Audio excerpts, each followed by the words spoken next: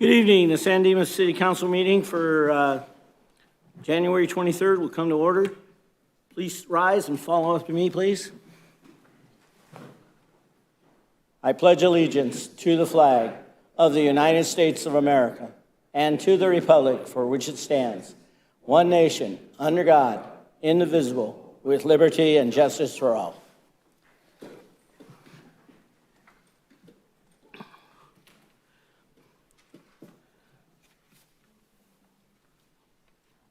All city councilmen are present. Could I have the city attorney make a report on the closed session we had just prior to the meeting? Yes, thank you, Mayor. The City Council met at 5:30 to discuss some of the items listed on the closed session agenda. Items number 1, 4, and 5. The City Council met and gave direction to staff on those items. Items 2 and 3 were not held yet, but those will be, City Council will go back into closed session after our open session tonight and hold items 2 and 3. Thank you. Oral communications. Members of the audience are invited to address the City Council on any item on this agenda or not on this agenda. Public comments will not be taken during each individual agenda item except for the public hearing items. Comments on public hearing items will be heard when that item is scheduled for discussion. Under the provisions of the Brown Act, the legislative body is prohibited from engaging in discussion on any item not appearing on this posted agenda. However, your concerns may be referred to staff or set for discussion at a later date. Each speaker will be limited to 3 minutes. Madam Clerk, do we have any speaker cards? Yes, Mayor. Speakers J.D. Hughes and David Tessier. Mayor Badar, council members, thanks for having us. Good evening. We are just here to present our new business we just opened in San Dimas. As a quick introduction, I'm David Tessier. I spent 25 years in the aerospace industry. About a year ago, I decided to change and switch and do something to give back to my community. J.D. Tumambing Hughes is my partner with who I opened the business. She has 25 years of experience in the field of mental health.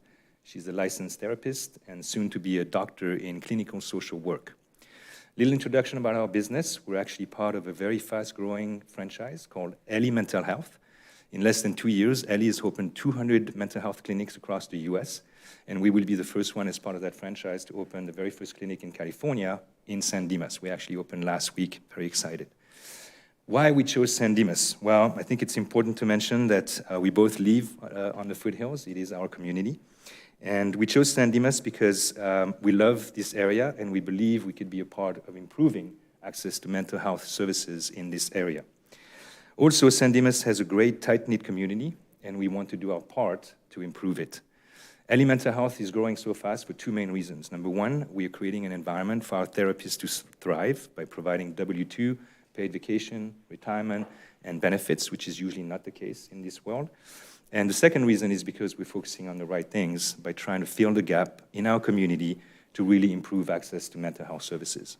With that, I'll let JD take it over and explain a little bit about our services. Good evening. So just to reiterate what David was saying, I want to talk twofold. How we take care of our therapists. Basically, we have a very cozy space in San Dimas. We plan on creating more spaces in the San Gabriel Valley, but for now, our focus is our community here. I'm a member of Holy Name of Mary. I have been here since 2005, and we want to really serve our therapists, unlike other communities where they're not really given a lot of freedom with their craft. So like David said, we even offer unlimited paid time off for our therapists, which is a really big deal because there's a burnout, as you know, and a lack of availability for services in mental health.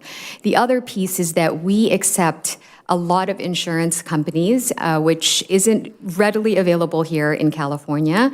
A lot of nonprofit organizations typically need to refer a lot of clients.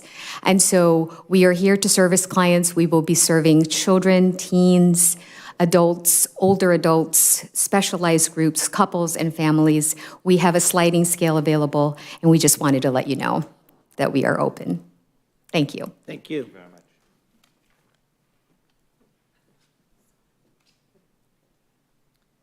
further speaker cards? Steve Cabrera to introduce the Assistant Fire Chief.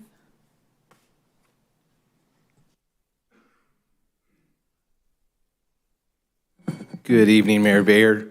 Fellow civic leaders, I just wanted to take a moment tonight and introduce myself. I am the newly appointed Assistant Fire Chief for Division 2, which covers the city of San Dimas. So I wanted to take a moment to say hello. It might be a familiar face because previously my 2 years were right here in San Dimas at Battalion 2. So I was your battalion chief for 2 years prior. And one note that I probably never mentioned before to you all is the city of San Dimas is near and dear to my heart. The first 30 years of my life I spent down on 3rd and Euclid celebrating Christmas at my grandparents' house. And my mother was raised in the city of San Dimas. So it's a great city. I have a lot of fond childhood memories, and I'm just really proud to be able to continue to serve the city. I look forward to working with Chris and Brad on any projects that you all may have. So please feel free to reach out to me. I'm still that familiar face, so thank you for your time. Thank you, Chief. What happened to Assistant Chief Mike? Great news, he's still around. So he got elevated one level to Deputy Fire Chief. Great. And we still have him in the East region. Awesome, thank you. Sylvia Melendez.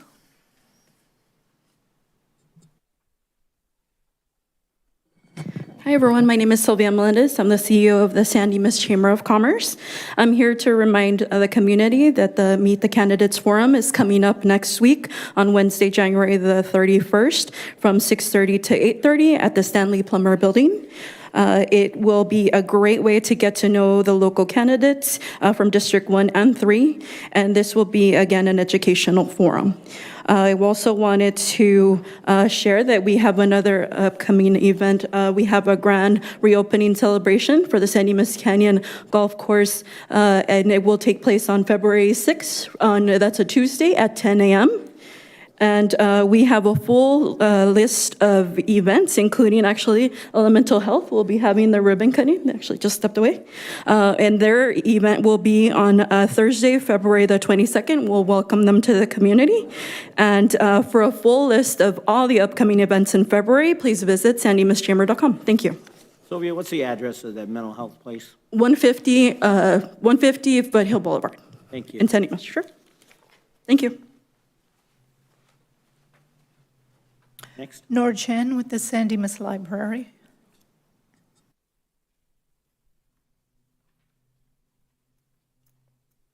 Good evening, Mayor, City Council, Manager, staff, and everyone. So I would like to share some library programs.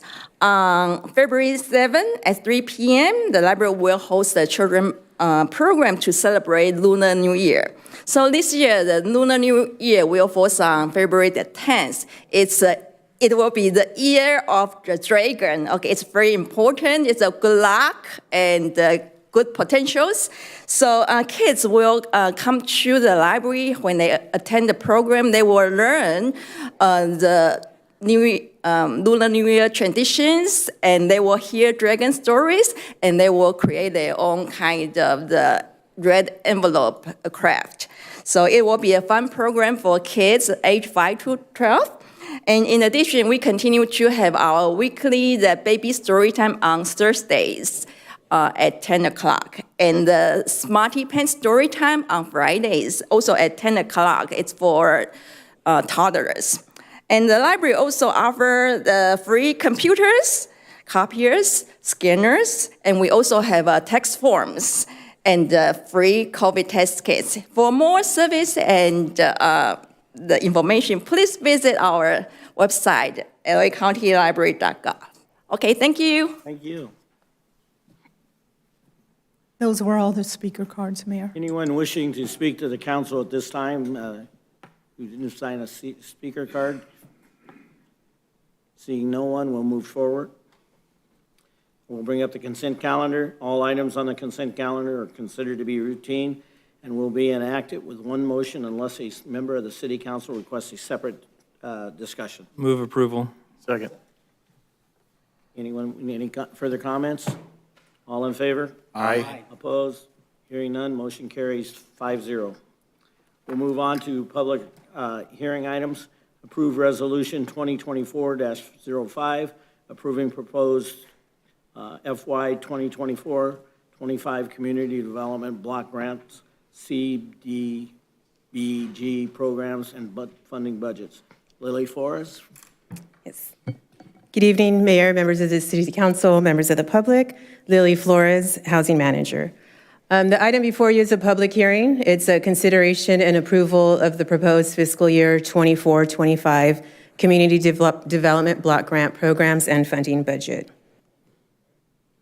So a little bit of background. Each year, the Department of Housing and Urban Development provides annual grants on a formula basis to states, cities, and counties to develop viable urban communities by providing a decent housing and suitable living environments, principally for low and moderate income persons. The City of San Dimas is a participating city with the County of Los Angeles Urban Community Development Block Grant through the Los Angeles County Development Authority Cooperation Agreement. As a participating city, the city receives CDBG funding based on the number of cities participating in the county's program, the community development's needs, and a city's commitment to providing housing and community development. The projects must be implemented according to the 1974 Housing and Community Development Act and the National Affordable Housing Act passed by Congress in 1990. The activities carried out with CDBG funds must address at least one of the three national objectives of the CDBG program, including benefiting low and moderate income persons, aid in preventing neighborhood deterioration, and meet other urgent community development needs due to a natural disaster or other emergencies. Activities may include, but are not limited to, public facilities and improvements, acquisition and relocation, public services, economic development, and housing improvement rehabilitation programs.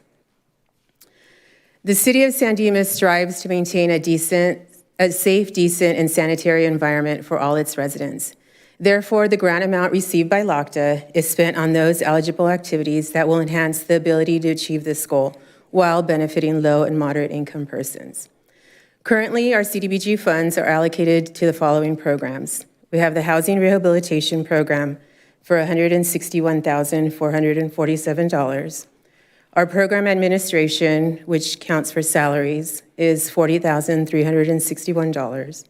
Our youth scholarship program for $10,000 for this year's annual budget of $211,808. I wanted to give you a little bit of background on the housing rehab program. It provides grants for rehabilitation of single-family residents throughout the city. The beneficiaries are 80% or below AMI, owner-occupied units, of single-family detached dwellings, condominium townhomes, and/or mobile homes. The housing rehab program assists low-income homeowners with a grant of $15,000 for single-family homes and $10,000 for mobile homes. Our fiscal year 23-24 goal this current year, our goal is assisting a minimum of 10 households.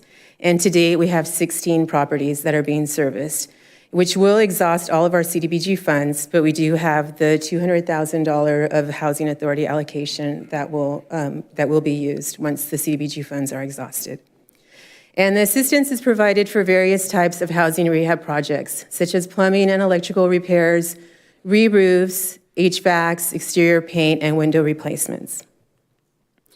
I wanted to give you some before and after photos. I know I like seeing where our work is really showing. So this one here is a mobile home. We re-leveled the dwelling and we did exterior paint. Here we did exterior carpet replacement on the stairs and the landing. That's the same property. We also put new railings. You can kind of see it on the pictures. I really try to do a lot of before and afters that are side by side, but it's kind of hard to do that, but that gives you an idea. On this homeowner, we replaced his microwave and stove with in-kind replacements, and we cleaned the kitchen cabinets. If you look at the cabinets, they look like they're new, but they're actually the same cabinets. They've just been cleaned. And then this other resident, we resealed his roof. We don't have enough of these funds to redo the roofs, but we were able to reseal it And then we replaced the damaged ceiling panels inside. So the other funds are used for administration, which is the 20% of the program funds for our rehab specialist consultant. And then we have the youth scholarship program, which is a $10,000 budget. And that has a goal of assisting 50 youth with scholarships for the Kids Fun Club, basketball, swim lessons, swim team, soccer, Weeby Dance, and Shooting Stars. And to date, we have 13 youth who we have assisted with $2,865 of the $10,000 budget. We've worked with Parks and Rec Department for the past 2 years that I've been here. We've tried to increase the expenditures to meet our CDBG requirements. We created simpler applications. We increased the scholarship amount from $250 to $500 per child, and our benchmarks are still not being met. I put on here what we've spent the last 3 years, and it's nowhere near the $10,000 that we're required to spend. So for this next fiscal year, what we're proposing here is that, with our allocation that we're going to be receiving, it's an estimated allocation of $155,942 for next fiscal year. That may change. It sometimes changes by thousands of dollars. Small amounts, but we'll get that final number once the county does all their allocations. So together, staff has discussed eligible projects, and we're recommending the proposed budget projects. We'll continue doing the housing rehab program. We're going to lower the budget amount because we did receive the $1.5 million grant from the state, which will be used for rehab for mobile homes. Out of our waiting list, we have about we started with about an 80-person waiting list. 90% of those applicants are mobile homes. There's not very many single-family homes. So we feel that this budget will be enough for the single-family homes that are on the list, and then when we do open it up again. The housing consultant program fees can only be 20% of your budget, so that's going to be a little bit less. But the grant from the state does come with admin dollars, so we'll be able to make up that difference. And then we're proposing to create a new program for economic development, which would be a business attraction program, primarily for our downtown area, to try to get some businesses into the city. The proposed project the economic development opportunity is going to be a new activity designed to help downtown businesses with permanent rehab improvements to their property, while in exchange, the business will create or retain permanent jobs held by low and moderate income persons. We did do the $70,000 because CDBG requires $35,000. For every $35,000 you spent, you have to create one full-time equivalent job. So we're hoping, our goal is to maybe help 2 businesses or help 1 business, and they would have to obtain 2 full-time position jobs. And we will work with LOCTA to create a business attraction program. This is just one of the eligible activities, so we still have to prepare guidelines, get those approved by the county, and then we will bring that back to council for approval for implementation for July of 2024. So our recommendation is staff recommends that the City Council open the public hearing and take any comments, close the public hearing, adopt Resolution 2024-05, approving the proposed fiscal year 2024-2025 CDBG program and allocations as outlined, and authorize the city manager or his designee to execute any and all documents necessary to further the projects herein, including but not limited to amendments and modifications thereto for CDBG projects with the Los Angeles County Development Authority. That's all I have. Prior to opening the public hearing, is there any questions for Lily? Well, I just had a couple questions. And first of all, Lily, thank you, and thanks your staff and the support from city manager and everybody else for the work you're doing in the housing department. I think we're making just fantastic strides, especially in the last year and since you came on. So I had just you answered most of my questions with your presentation, so thank you very much. Yes. I did have a couple questions. As you were saying, it seems like the programs have a minimum of $10,000 that they you have to allocate to a program. Correct. The youth scholarship programs, as you noted, are way below that. What happens if we don't meet that $10,000 target? Well, we're just not meeting our benchmarks, and it can get to where the county says, well, you don't need the money, we won't give it to you. So our goal is to spend all the money that we're allocated, and hopefully spend it all, that then we can request more money from the county instead of them taking it away from us. So we want to do programs that are really productive, and we're spending all of our funding. Okay, thanks for that. And as you might have noticed, or the council may have noticed, that last year's CDBG allocation was $211,000, and this year it's $156,000. It goes down every year, it seems. It used to be a way lot higher, but Well, if you remember, too, the reason for that is last year, I believe, was my first year of allocating the CDBG funds, and there was funds that have been left over. For example, money that we weren't spending from the youth scholarship program. It was all just sitting there, so I carried that over and applied it to the rehab program so that we can spend the money, because it does get to a point where the county will put you on a workout plan and stuff if you're not spending your money. So that was a lot of carryover money. I don't remember the exact amount, but our usual allocations are about $150,000 to $170,000. the other question was about the downtown business improvement program.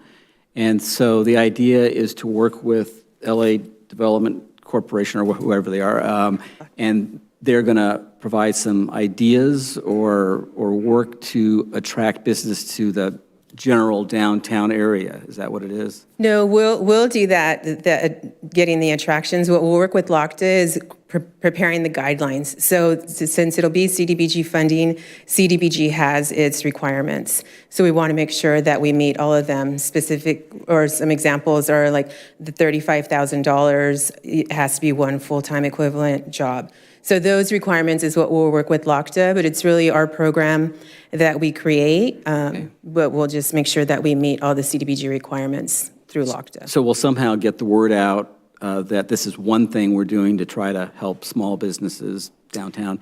And then for the jobs that are created or retained, and as you mentioned, they have to be a full-time equivalent, so it might be two people working a job that becomes the full-time equivalent. Low and mod income people that get those jobs, is there any requirement that they be from San Dimas, or can we put that requirement on it? Or do we have a preference for San Dimas residents for these jobs? I don't know if there's I know there isn't a requirement for that, but we can look in to see if we want to make that a preference. I don't think you can allow, or you can make the business hire a San Dimas resident, but we can make it where it's a priority, or we'd like them to do that. I was just asking the question. Yeah, and that's something I can look up. I'm not quite Yeah. sure if it's allowed. Those are all the questions I have. I've got one, maybe two. On the youth sports scholarships, is that, in your opinion, the reason that we're not spending it? Is it like an education issue, or, and then I guess rolling second part of that question, what is it that we're doing now to push that out to the community? Yeah, to be honest, I don't understand why it's not working, because we've met with staff, and we do publish it in the what is it? The brochure that goes out. There's flyers on it. It's on our city website. We've done a good job promoting it, and we have 24 people. This current year, we've had 24 people apply and get approved. So they've submitted all their documentation, and yet they still don't sign up for classes. So I don't know where the disconnect is, because we have them approved, and I don't know why they would take all that time to submit their income documentation and then never sign up their child for a class. And our staff and park staff calls them. We send them quarterly reminders that you have this money, and you use it. It's just not. Maybe even just a lack of interest? Yeah, I guess. I don't know. We've been trying to figure that out too, and I don't understand why. We even increased the amount, right? I thought, okay, we'll go from 200 to 500 and see if that helps, and it hasn't really helped. All right. Well, thanks for trying. Yeah. Any further questions? I guess I just want to make sure in the 24-25 request, at this point anyways, you're not allocating any funding for youth scholarships. That's correct? That is correct. Okay, thank you. Any further questions? At this point, we'll open up the public hearing. Anyone wishing to speak to this? Yes, please.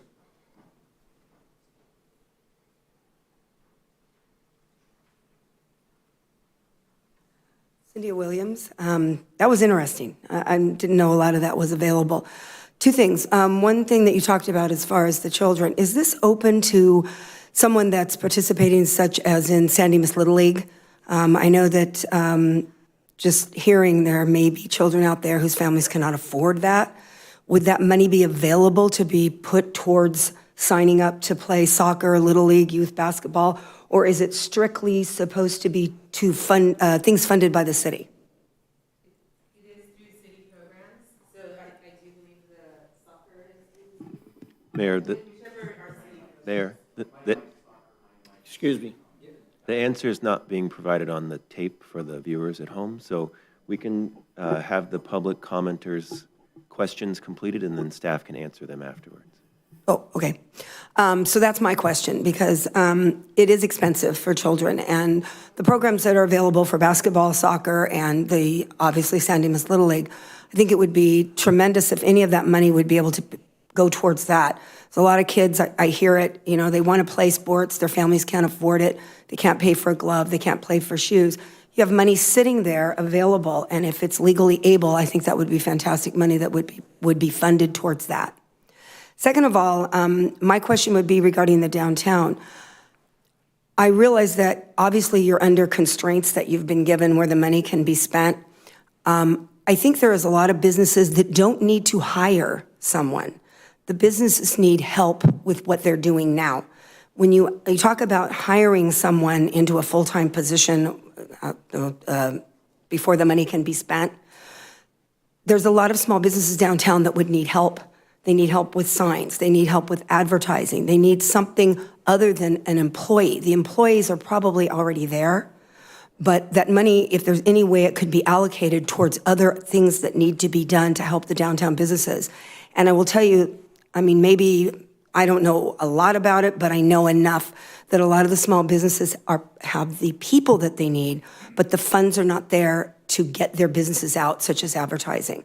So if there was a way that that money could be spent towards not hiring someone, I don't think hiring is the answer when you're taking money towards someone in a small business. Most small businesses have enough employees, but they need the money to make the employees more productive, and they need the money to take and grow their business rather than hiring another employee. That would be my take on what you've said. Thank you.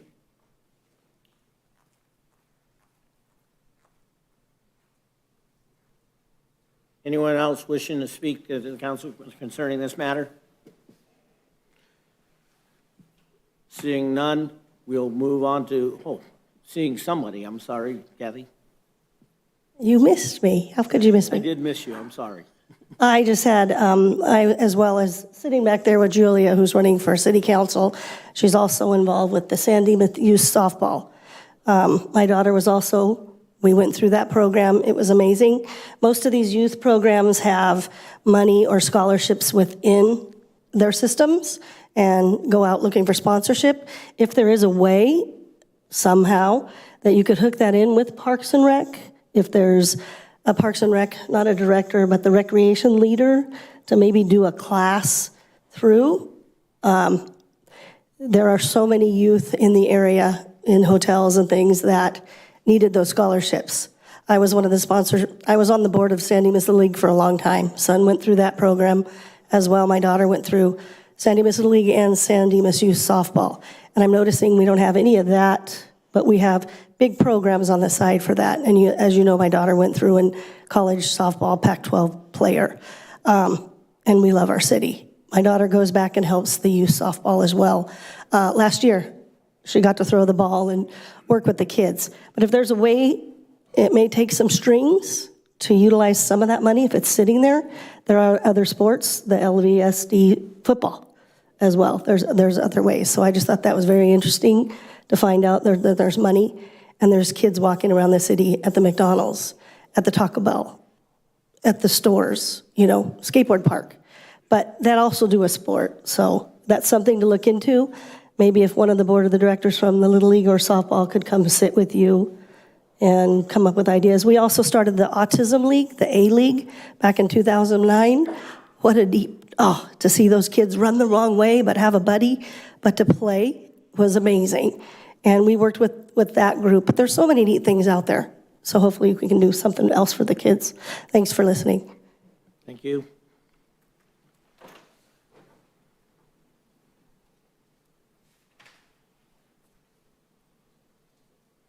Hello, good evening. I just wanted to introduce myself. My name is Brandon Moon. I'm a board member of San Dimas Little League. Just to throw it out there, if you want to have a conversation, I'm available. Thank you. Anyone else wishing to speak to this item? We'll close the public hearing, and we'll ask that the staff want to respond to the questions that were brought up.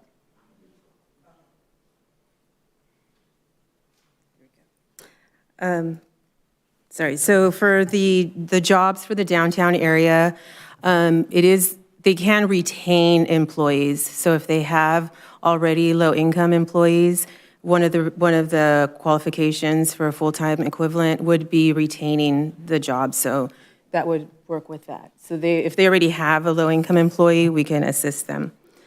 They don't have to hire somebody new. Okay.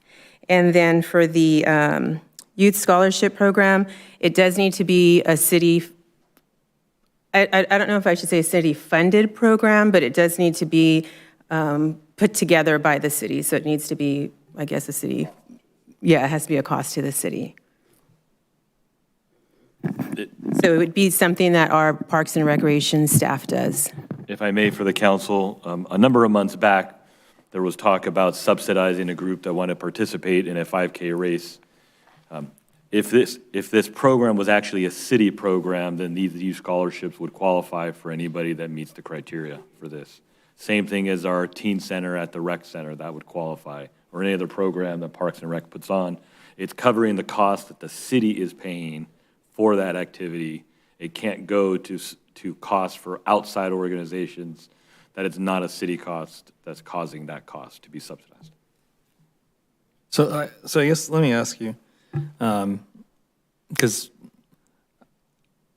what could the city not, like in the case of Little League or softball, if we established a program where the city sponsored a kid and the city paid the cost for the spot on the team, isn't that a direct cost to the city in that way, to a nonprofit?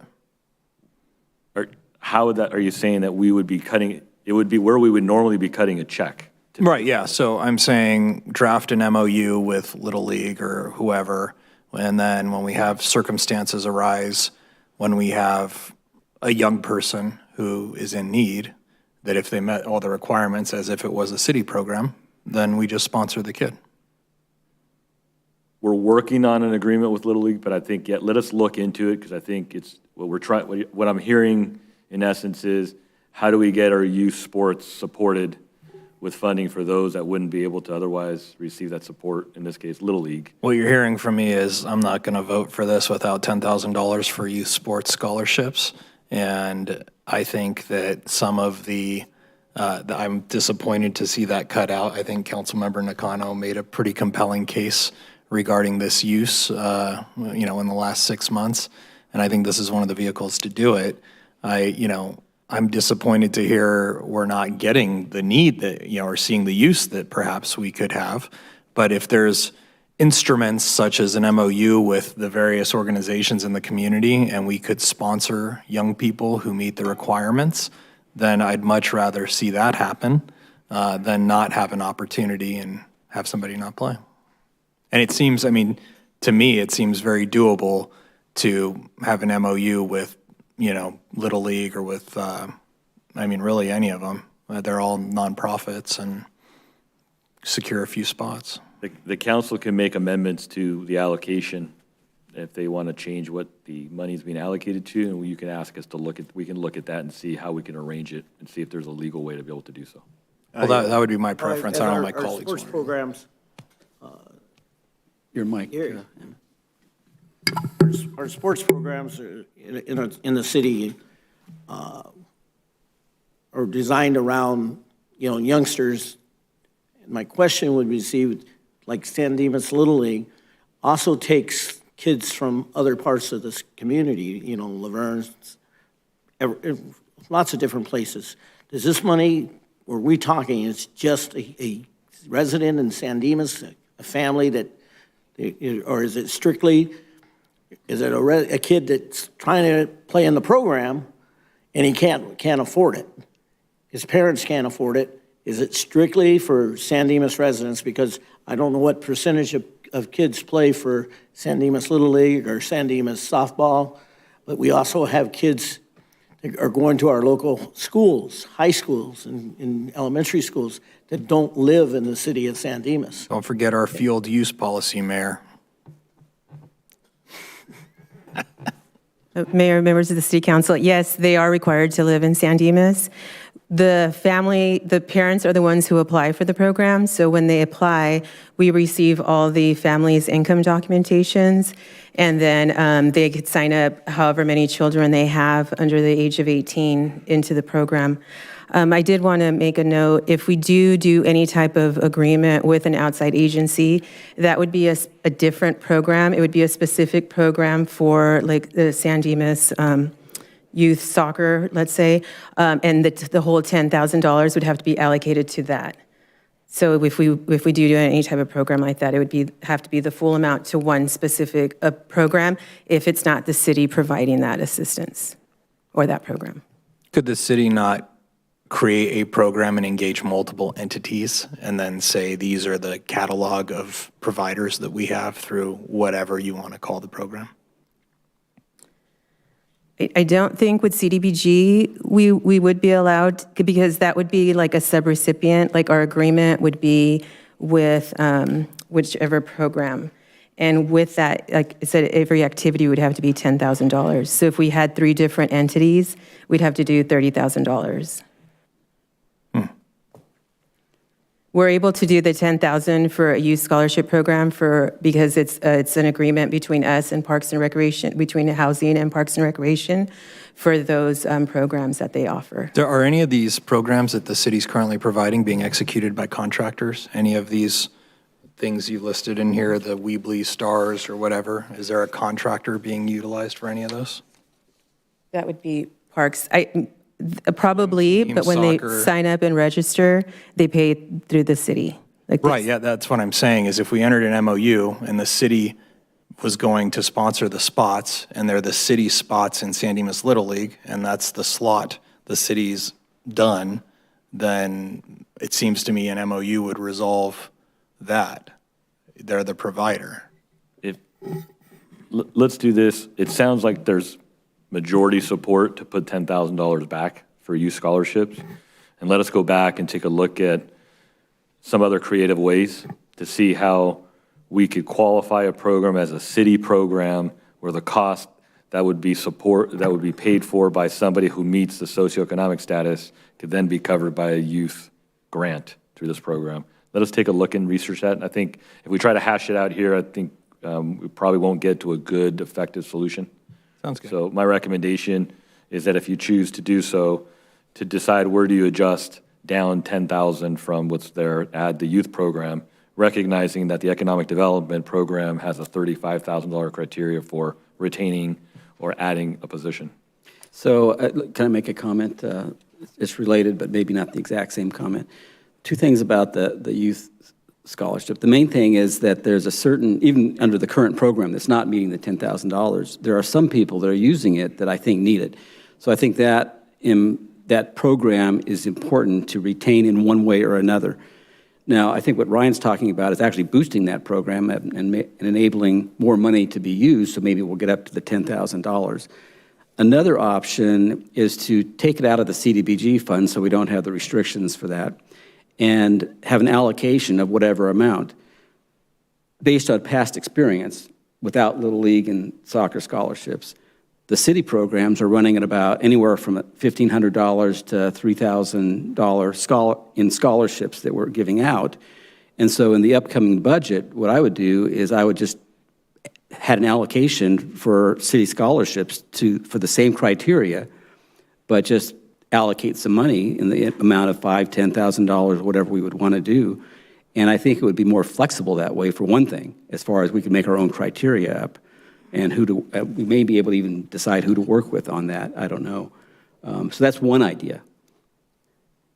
The other idea, my original idea before hearing Lily's presentation and everybody else, was exactly what Ryan's suggesting, actually. Increase or keep the youth scholarship at $10,000, decrease the downtown business to one grant of $35,000 and boost the housing. However, if we're satisfied that the housing has enough money because we've got the $1.5 million grant for housing rehabilitation of mobile home parks, and that's where most of that money is going anyway, then you could keep the $70,000 for the business attraction and reduce the housing down to whatever number you would end up with. I'll shave 5 and 5. 5,000 from each one. And there's our 10,000. Well, I would think we would need a staff to come back with some suggestions based on the fact that what we're asking. Yeah, no, that's So we would be continuing this item to an unknown date. I just wanted to make sure staff had that in their things to think about. Let me just summarize, I'm trying to get to the policy question at hand. We were funding youth programs at $10,000, and we're not fully expending the funds, and therefore eliminated that in lieu of these other programs, including the adding of the economic development business. And members of the public are desirous of, well, if nobody's really using these monies, why not help use it for our youth programs, sports programs? And the council's desire is to be able to provide that funding and find a creative way to try to be able to do so. If the goal is to spend the $10,000, I can ask staff to prioritize doing so. I know one example, we've spent $110,000 on a teen center at the recreation center, for which we want to look at charging fees, of which we know a percentage of those kids are low socioeconomics. So if you want to spend $10,000 to support youth in city programs that are socioeconomically qualify, we can make it happen next year that we'll spend all that money for existing city programs. The question of supporting youth programs, the council had a discussion of that when we had a youth program that was asking us to subsidize the cost or reduce the fees or eliminate the fee or authorize me to do so to allow these kids to participate in a city program because they can't afford to pay the fees. And the direction of the council in that case was go seek outside entities, the chamber or otherwise, to find that opportunity to be the mechanism to fund those entities. And we currently have an entity that's looking at, it's the Rotary Foundation, and we're waiting for them to make a proposal on doing so. One question, was this funding source ever offered in that circumstance? No. Okay, thank you.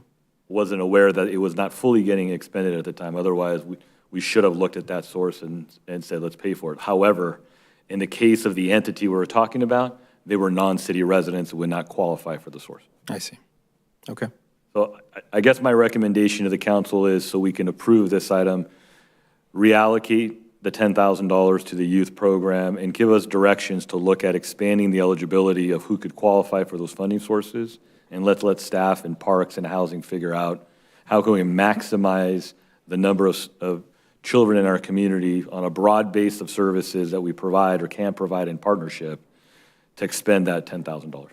Yeah, just to be clear, I'm not advocating to blow 10 grand just to blow 10 grand. I mean, I agree with John that there are people that need this money that we need to support. So that's my interest in whatever instrument or vehicle you create to do that, whether it's with Little League softball or whatever, if there's a way to do it, or it's done through city programs. I'm indifferent on that. But I think that, not exploring those vehicles, if there's opportunities where there are people that want to participate, whether it's soccer or something that the city doesn't provide, then I think we should explore what those vehicles and instruments are. I completely agree, and by no means am I saying we're blowing the money.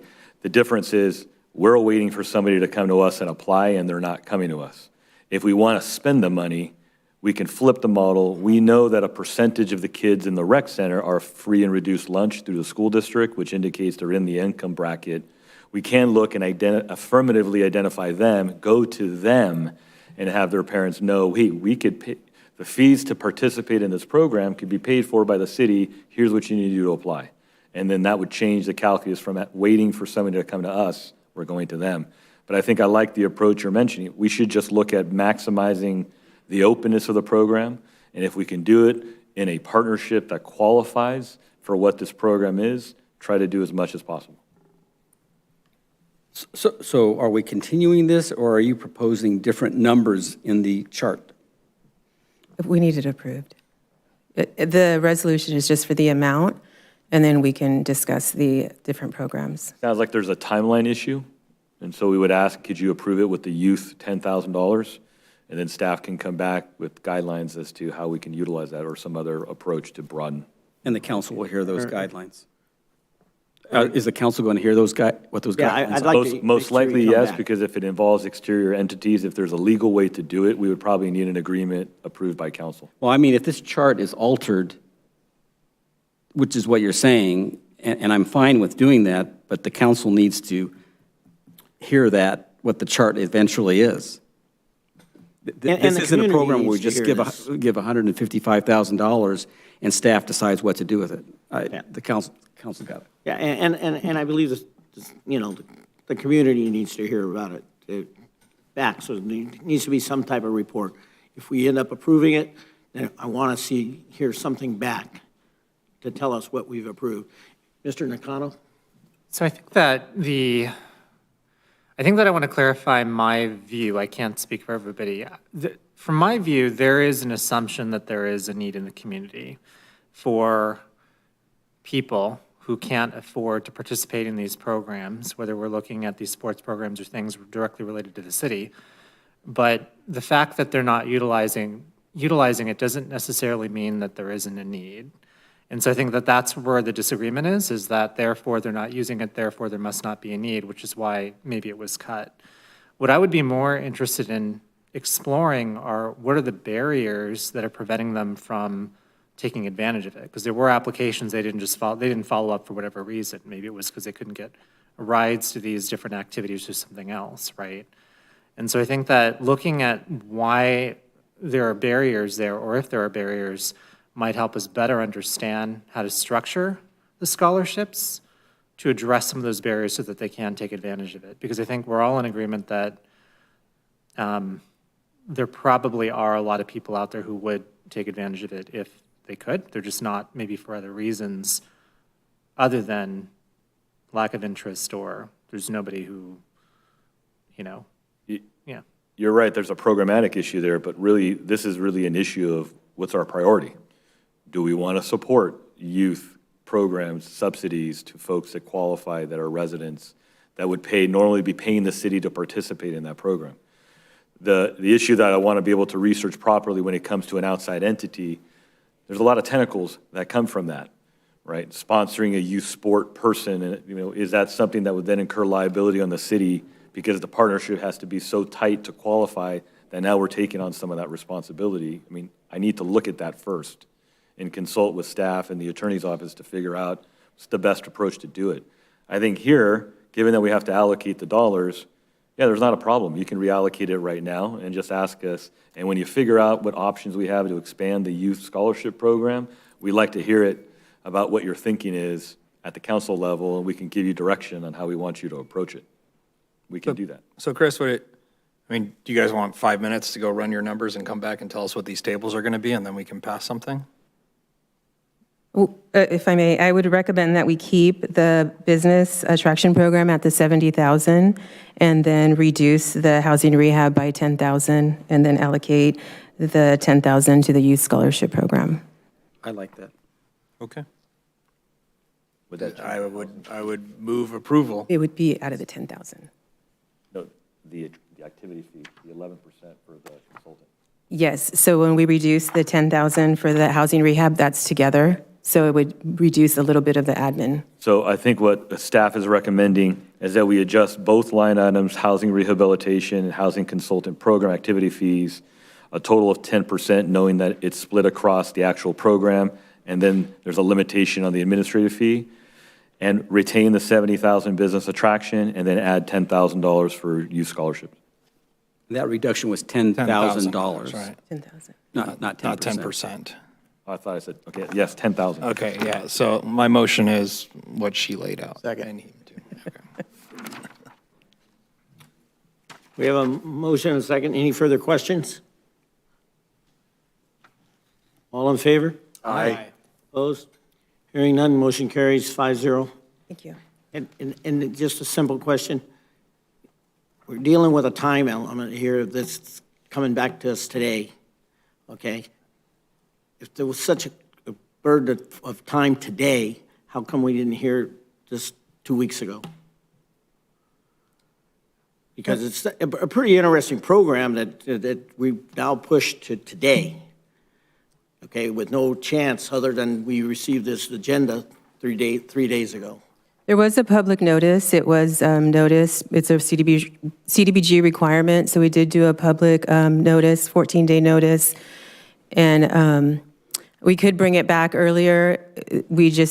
This is for fiscal year 24-25, which starts in July, and the county requires us to submit our approvals by February 1st.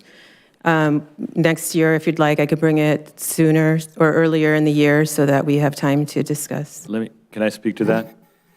The funding for youth scholarship has been proposed for CDBG for a number of years, correct? And the council has not looked at it and requested a change. So there was no presumption that there was a significant issue that would require us to have more discussion. Had we known that youth scholarship, that there was, hey, there's a significant issue with removing the youth scholarships from this account, even though we know we're only spending a fraction of the amount we put there, then absolutely we would have wanted to have a conversation so you understood what's the import of doing so, and is there an alternate way to make that program actually work. And so we didn't presume that there was some significant discussion that required additional time. We just need to be able to tell the county, here are the numbers. And so there isn't a timing issue with us being able to determine how do we make this money go further. It's just telling that we need this amount going to this type of program. And also, if I may, we've had several discussions with the county and with staff to try to figure out how to spend this money. You know, we've increased the scholarship amount, we simplified the applications. It's just, we just feel it takes 3 departments to do this program. It takes housing, Parks and Rec, and finance. And it's not an efficient program. That's the way we felt, because we have to do reporting. We have quarterly reporting that we have to do. And the county was the one who kept coming to us because we're not meeting our benchmarks. We're putting a goal of 50 youth that we're assisting, and we're not even assisting 10% of that. So it's What percentage? What percentage? We're not even assisting 10%. Thank you. All right. Thank you. Motion carried 5-0.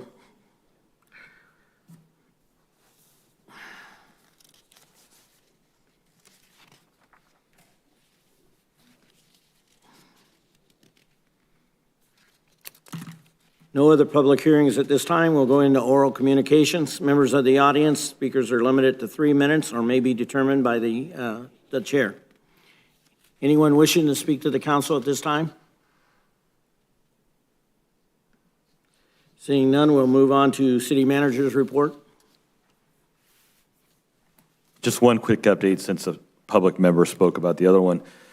The Downtown Specific Plan, we had a study session, and the city council will resume its study sessions on the plan at a special meeting on Monday, February 26th at 6 p.m. in the city council conference room. We're also looking to try to schedule another meeting quickly after that. In the case that we're not able to complete the discussions, we don't have to wait 3-4 weeks for the next study session, so there's more continuity. With that, Mr. Mayor, I'll turn it back to you. Any questions of the city manager? City attorney? I have no reports tonight, Mayor. Members of the city council? Council members' reports on meetings attended at the expense of the local agency pursuant to AB 1234, GC 53232.3D. Seeing none, we'll move into city council requests for future items, comments, or updates. John? I love the suspense. Yes, thank you. No, it's fine. I like it. Although it was mentioned earlier by Sylvia of the Chamber of Commerce, it doesn't hurt to repeat and remind people that there is a candidates forum. That's next Wednesday on the 31st. It's at 6:30 over in the Plummer Building. I don't know if it's going to be televised. It may be taped. Do we know? Both? Not fully confirmed whether it's televised, so it'd be great to be there in person because you get to meet the candidates in person. They have their tables, they have their supporters, and it's a fun time, actually. Candidates Forum next Wednesday at 6:30, January 31st. Secondly, regarding talking about the youth scholarships, reminded me that we have a lot of programs. Some would say almost every program in the city, maybe except streets and sidewalks. Whether it's parks or housing rehab program or the youth scholarships, senior programs, music in the park, the list goes on, where these programs, and the youth scholarship's a great example, we may only be spending a couple $1,000s or $3,000 or $5 or $10, whatever it is. But these are important programs to the people who are availing themselves of the programs, and they make San Dimas a better city for addressing these needs of the small segments of the population throughout the city. So I just wanted to make that comment, and that's something to keep in mind when we're talking about it may not be efficient, but it does serve a need, and the idea is to try to make it more efficient, but to still serve the need if possible.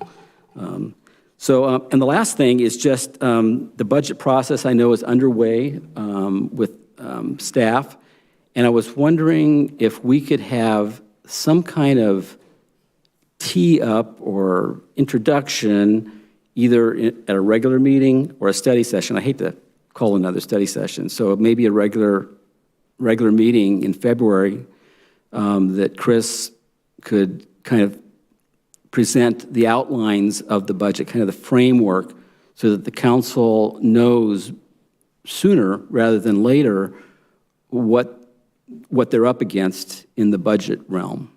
Would something like that work? I don't think I'm fully understanding. If the question is, in February, we have 2 meetings, of which only one is where all the 5 council members will be there, so we're looking at February 27th. If the question is, can you present to us a outline of what the budget's going to be for 24, 25, we're not going to be ready at that time. If the question is, we'd like an opportunity to speak to some priorities we want considered in the budget process, so it's a more general discussion, that is something we actually could have and hear from the council, the thoughts.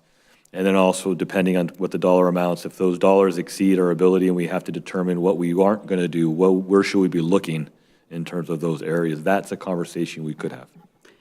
I think that's a good conversation to have, because otherwise the council in April, when I think the first presentation of some kind of budget outline was scheduled, the council, in my mind, the budget has already started to gel by April.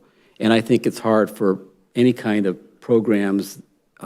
We just had a big discussion over a $10,000 item tonight, but it might be a good idea if council members have some thoughts to get those in the hopper a little earlier rather than later. So I don't know if that could be done just in a session like this on a regular agenda item, or if you wanted to have like an hour study session. So are we looking at it, since the staff is not going to be prepared, okay, to lay out what their vision of it is, are we talking about an hour study session to make sure that each one, the council, can present what they want? Yes, but Chris already has an idea of what constraints we might have, what kind of tough budget year we might have ahead. And so, if it'd be good to hear things like, oh, the reserves are at X right now, and in general, we're probably going to take those down to Y because of Z. So those kind of things, I think our city manager already has those in mind. And so instead of staff putting a budget together that then we react to, which is not only a shorter timeline between then and adopting the budget, but also, I think, harder for a council member to make, or the public to make a recommendation on something to include in the budget. Let me speak to that. I do not have all the items solidified for the budget. We also haven't heard from all the commissions because the council's desire was to hear from the commissions what their priorities are for the budget consideration. Nor do we have, at that time, we will not have, I believe, any of the departments having submitted what they believe are things to be possibly considered by the city manager to determine that. And so I think if we're going to walk into, and it's fine to have a conversation that's a higher level and priorities and whatnot, but if the issue is, I want to put $100,000 towards a certain item, yeah, the council can have that conversation at any time and say, this is what I'd like you guys to consider, but it wouldn't be in the context of knowing everything that's currently happening. If you want to have a conversation generally of what we project, we can have a conversation of the projections, which are deficits for the following year currently. And while we've been developing a resiliency plan, and it's a living document that we're still working on internally, there's no decisions that have been made on what elements we would consider and what that means for other programs. So I'm open to any conversation. I'm just saying that at February, we may not be in a position to truly know all the pieces to be effective in the request the council may ask. I think what you just said is important, and that's a good thing to have as part of a conversation. You said two things. One is that commissions are going to have input. Shouldn't the council also have a little bit of input on some ideas for the budget? And secondly, you said that there's going to maybe a deficit of some kind, where we obviously can't have a deficit budget, but I know what you mean. But it'd be good to talk about what that means, that we're having less revenue, we're going to have whatever. And I think everybody would benefit from a little conversation, a little bit of input from the council. I don't see the reason that the council would not, that you would not want the council to make suggestions until April. I'm not saying you don't have the ability to make recommendations by April. What I'm saying is, if you've asked the commissions to speak to the items, not all of them have. And if you're going to ask the council to have a conversation, you wanted input from the commissions, we wouldn't have that information for you at the time. I think to be effective, what could we do in February? We could present the 5 and 10-year budget projection plan and talk about what does this look like on the outside. But then I wouldn't be able to tell you, and here are the things we're going to do to fix all this and what we're going to, we would have none of that fully vetted out yet. That's right. That's exactly what we should do. Yeah. So you want a presentation on and discussion on our 10-year projection? 5, 10-year projection and get input from the council on ideas that might be of benefit in the budget process. So then it would really be a free conversation with that if the council is saying, these are things I want you to put in the budget or consider when you present it to us. Yeah, I didn't really have a list of what the agenda items should be, but yeah, something like that. So anyway, that's what I'm suggesting. And again, I need another person to want to do that. And if there's no appetite for that, then you just wait for April for what the staff presents, and that's fine. I'm open to having any conversation the council desires, but the caution I would raise, I'll give an example. If the council asked, spend $500,000 on flock cameras, and you make that decision, you'd say, you know what, go spend $500,000 in February. I have no idea the true import of what that means in the budget until I see the entire budget laid out to know that, oh boy, we're over by $400,000 and now I have to make a decision. On the flock cameras, if the council's directing me to say, put $500,000 for flock, you're locking that money and effectively I got to figure out where you're going to take the $400,000 from somewhere else. But if somebody says, I think we should have more flock cameras, and that's the input, it's, I don't, well, yeah, that's a level I think would come out of it, that kind of level where it's like, if you weren't thinking about something, then now you know that something to think about. If this is, so I will say public safety asked, yeah, I think flat cameras should be something you should consider. And we're just letting you know, Mr. City Manager, but you're still the one that's going to have to make the recommendation. That's different than this is what we want you to do, but not know what the budget looks like. So if you want to. I'm just going to say, I hear what you're asking. I'm very apprehensive because, like, there's plenty of things that I think each one of us probably want to prioritize in the budget, but we really focused on having the commissions weigh in with the understanding, or at least I thought, the understanding that, the commissions and all this process with directors and staff, by the time it got to us, then we could really opine on and make those tweaks, if you will. I think weighing in before that, I think, I just don't think it'll be as productive as letting it run its course and then us getting it. And to be honest, even hearing this conversation now, I'm like, it's getting very convoluted because at some point a commission or staff's going to make a recommendation, and I'm trusting them really to prioritize from their perspective, running the city, what we should be considering. I wouldn't want to influence that until I saw their recommendation and then tweak. Understand the point. Are there actual conversations going? I've been to several commission meetings. I haven't been to them all, I have to admit. But the reality is I haven't heard that many conversations concerning what commissions or chairs are looking for in the next budget session. I haven't heard that. I'm not sure that our commissions really realize what we're asking.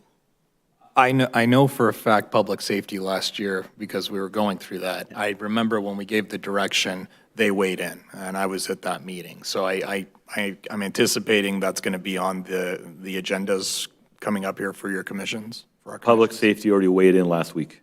Okay. But not all the other commissions haven't had that conversation yet.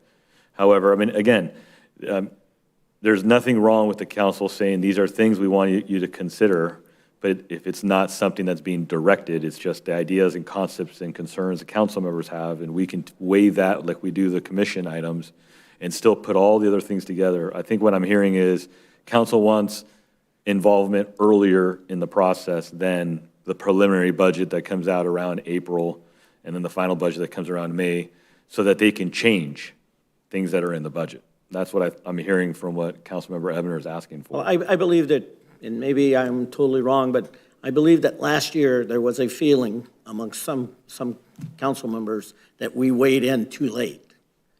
And so I understand what John's asking for, but I think it might be a little early.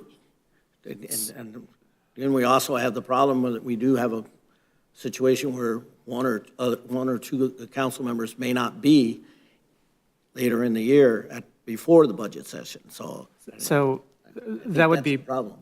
So that would be why I would support Councilman Ebner's proposal, because Councilman Ebner, as a longest-serving member of this council, who is not running for re-election, I personally would be interested in hearing what his preferences are and some of his ideas, given that he will not be on the dais for the final discussions around the budget.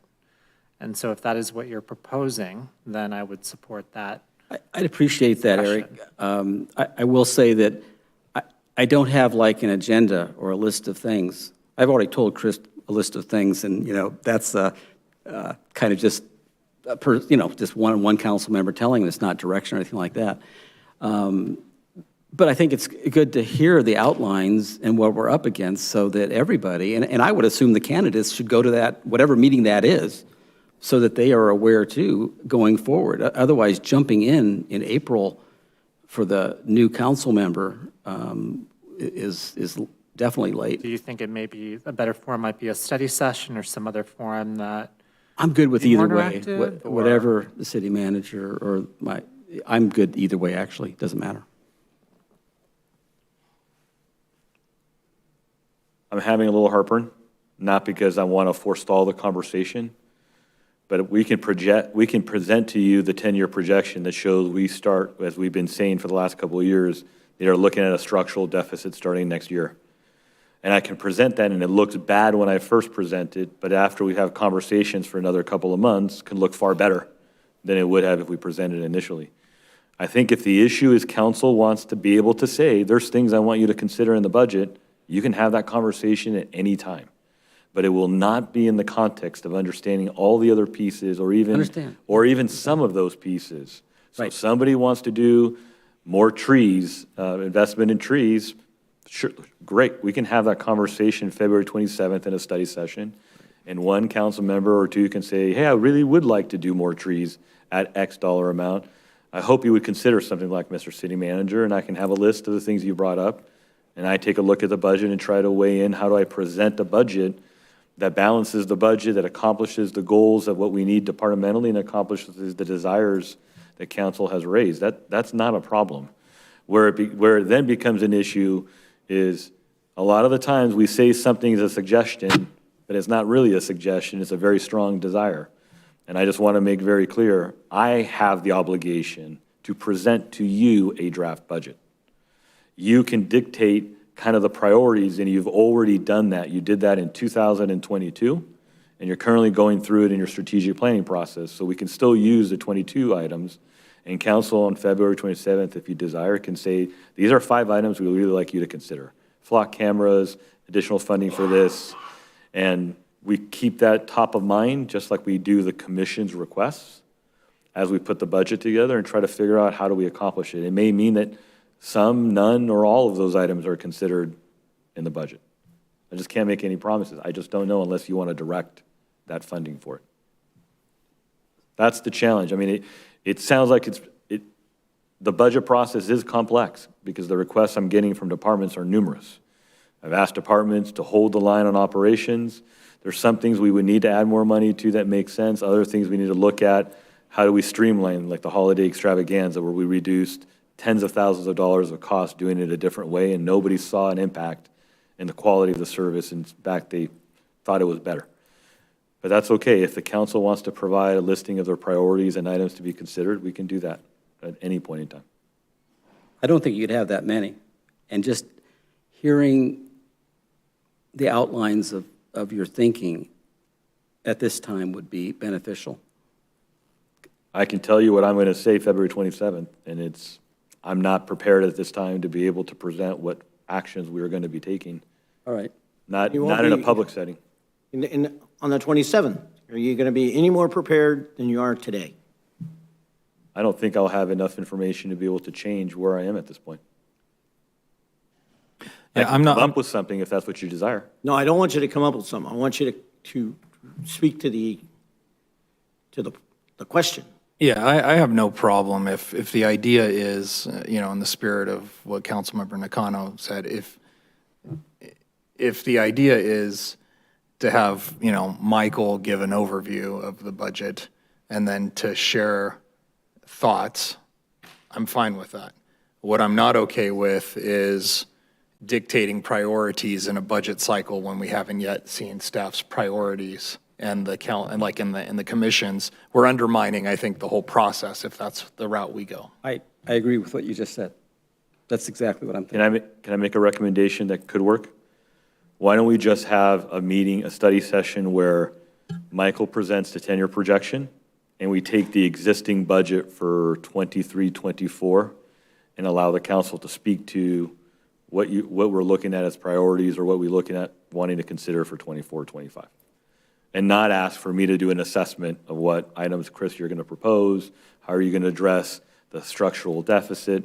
Those are all conversations that I need to engage city staff in figuring out the implications before I make a conclusion. But that at least allows the council to have the opportunity to speak on anything that could be in the next year's budget.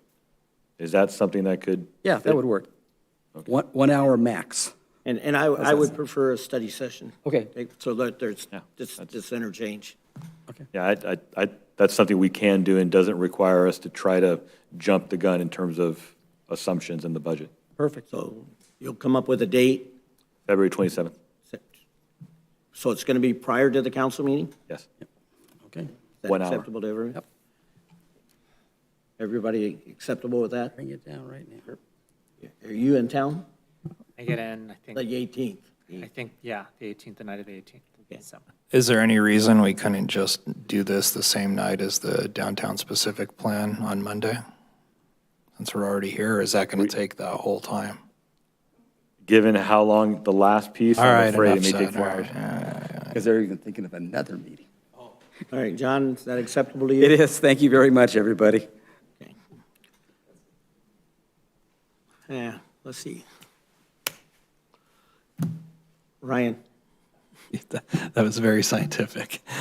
One thing to Councilman Ebner's point, in some of the discussion earlier, I would just remind the community that the council, when it revised its boards, commissions, and committees handbook, chose to enact a non-voting youth commissioner on every commission in the city. So if you have a young person that's interested in learning more about the different areas of the city or getting more involved, they absolutely should contact staff. And I believe that's the Parks and Recreation Director, I think, I'm sorry, the city clerk.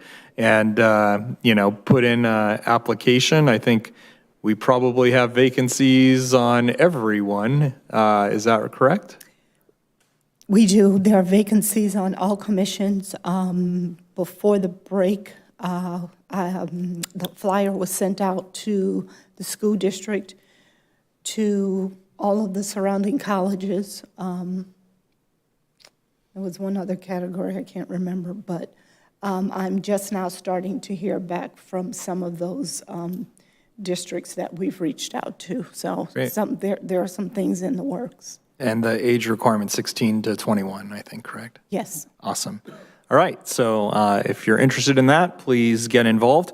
The other thing is, I don't know if any one of my colleagues would be interested, but the city attorney sent out a report regarding Senate Bill 329. I think that is something at least worth hearing, as there's implications for not just the sitting council, but councils in the future, and this topic hasn't been discussed since this place was Mud Springs, I think, from what I've heard. So if there is any interest, I would love some support to hear that at the next council meeting, as it is a time-sensitive item. I'd be interested, so I'll support that, but tell somebody what a Senate bill is. So specifically, actually, Jeff, would you like to give that presentation? Sure. SB 329 is a new law that just took effect this year, and it has to do with the salaries that the city pays to the city council members and to the mayor.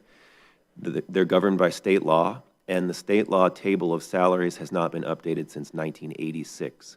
So this new law allows cities to adopt, there's been a lot of inflation since then, and it allows cities to adopt salaries for city council members that to take into account inflation since 1986 that they would not have been otherwise allowed to adopt.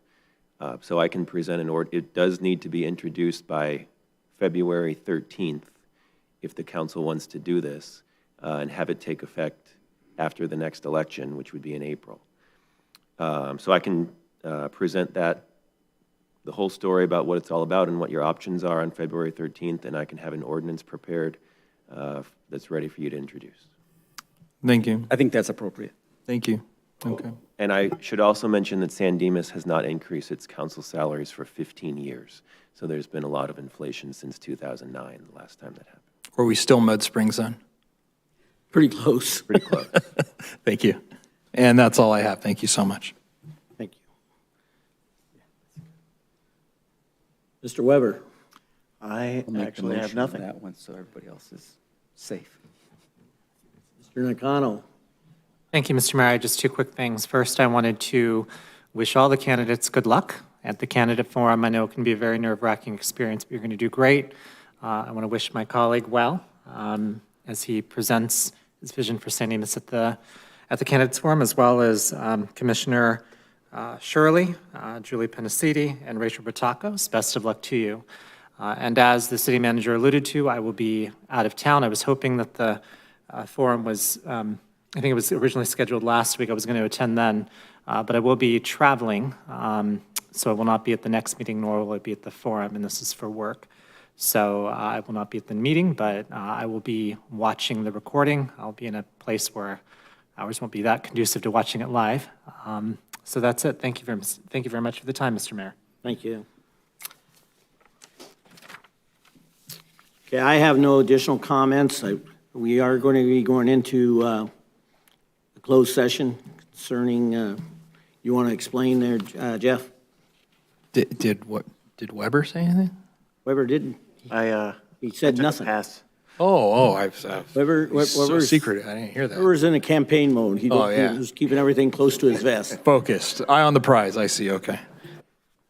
Sure, Mayor. We finished items 1, 4, and 5 before our open session tonight, but we still have items 2 and 3 on the closed session calendar remaining. That's the city manager performance evaluation and a conference with labor negotiators regarding city manager. So we're going to complete those items now in closed session. I'll entertain a motion to adjourn. So moved. Good night. We'll see you guys in 2 weeks.